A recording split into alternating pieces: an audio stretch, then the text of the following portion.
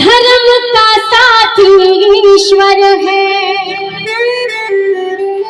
अधर्म का साथी कोई नहीं। ध्यान से सुनना शब्दों को।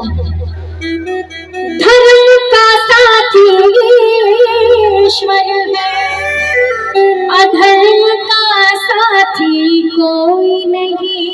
और जन्म के साथी मात पिता है, कर्म का साथी कोई नहीं। जन्म के साथी मात पिता है, कर्म का साथी कोई नहीं।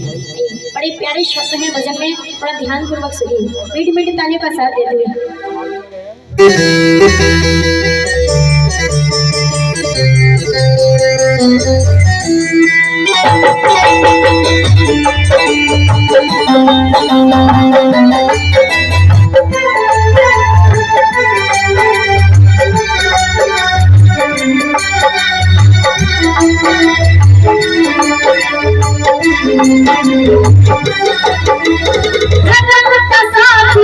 ईश्वर है,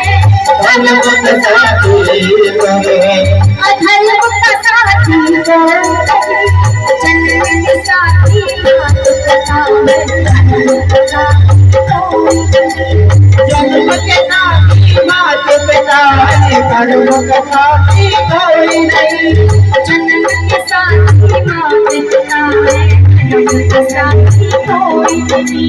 जन्म के साथी मात पिता है, कर्म का साथी कोई नहीं।